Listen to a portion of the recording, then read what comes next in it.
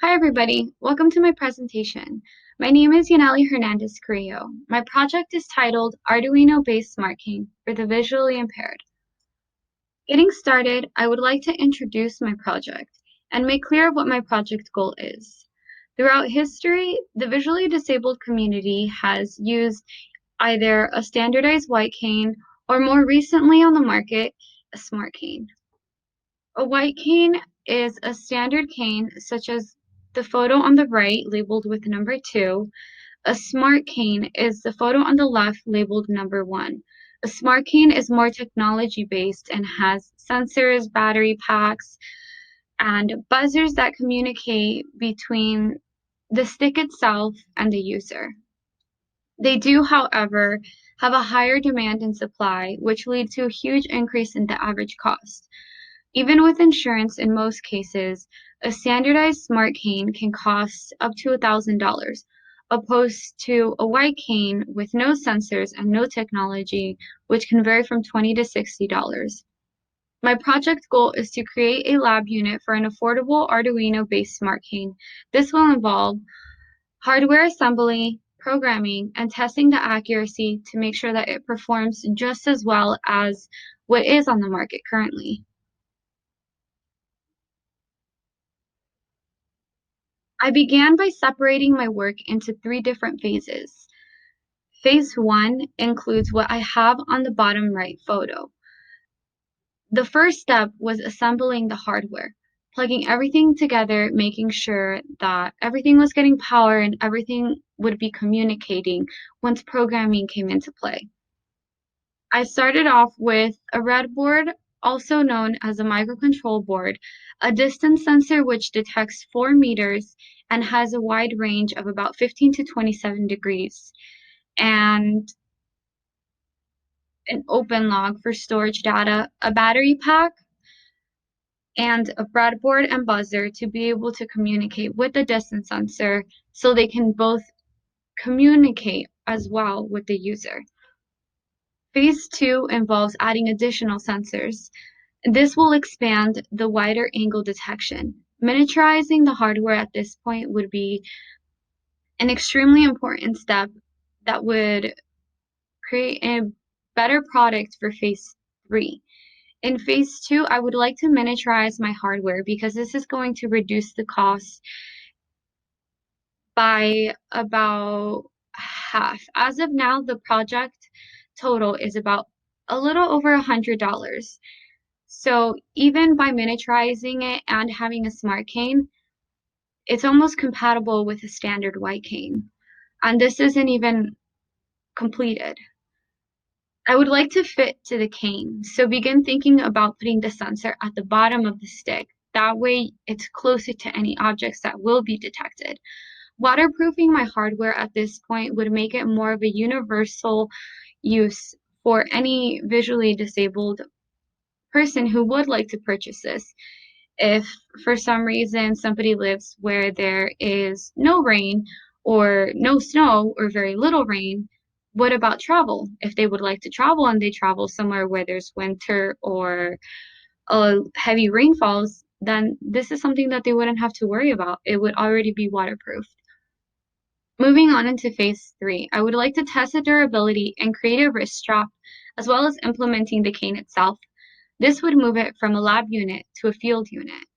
The importance of creating a wrist strap will prevent the user from losing the smart cane itself. So in the event that somebody accidentally bumps into a visually disabled person and they lose hold of their smart cane itself, they won't have to worry about looking for it. It will be strapped to their wrist at a comfortable fitting. There was a few processes in which were involved to test the accuracy of the smart cane itself. I began by placing a measuring stick on the ground, and then I marked each unit from either 1 to 5 feet or inches, depending on which one I was testing, and I placed the distance sensor a unit before the measurements began. I started recording my data, and at every unit I had marked, I would interfere an obstacle to manipulate the recordings. So I would place an item at 3 feet, and I would make sure that my open log, also known as the storage data, would be reading 3 feet.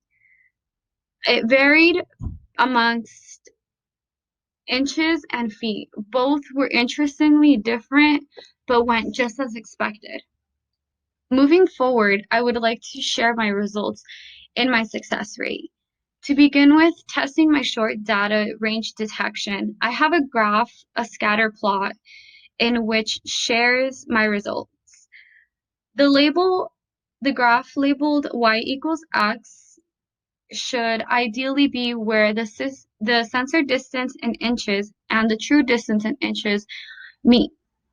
So when I place an item at 1 inch, the distance sensor sometimes detected an inch or close to 2 inches, just as well as 2 inches. When I placed an item at 2 inches, sometimes it detected a little bit under, sometimes it detected a little bit over.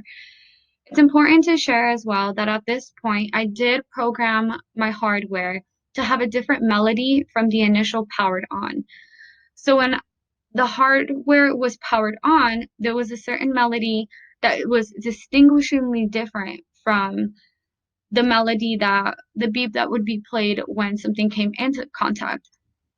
This would avoid any confusion of the hardware possibly running out of battery or any complication of uncertainty whether the item is being powered on or powered off. Items used during this test varied. I did use my physical hand, so it does detect the human presence. I used small red pens. I used my glasses, notebooks. So this was an extreme success because it does detect something as small as a pen, and it does detect humans itself. So this would result the possible altercation of somebody running into a visually disabled person because they might not be paying attention.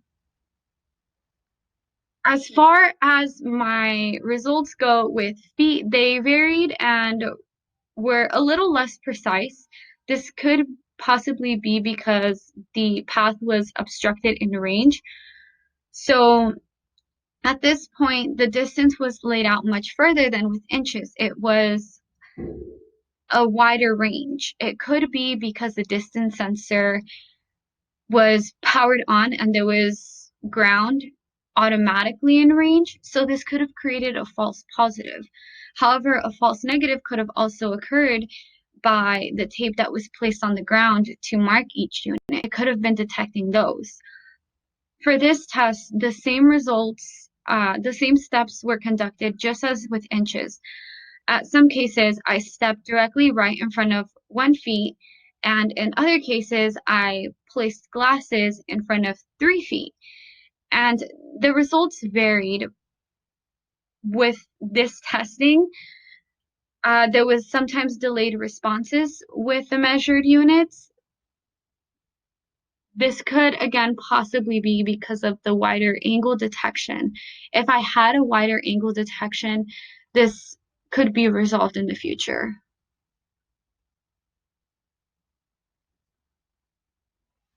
In conclusion, phase 1 was successfully completed. The lab unit was created and multiple tests were successfully conducted. The SparkFun distance sensor used in phase 1 created limitations in angle detections. The range was very small. So this would be a great item to utilize during phase 2. During phase 2, as far as future work goes, I can add additional sensors or I can improve the quality of the sensors. This would go alongside, again, with miniaturizing my hardware, waterproofing, and adding more sensors would remove any blind spots that are currently in place with the distance sensor. Amplifying the buzzer as well would be an ideal goal.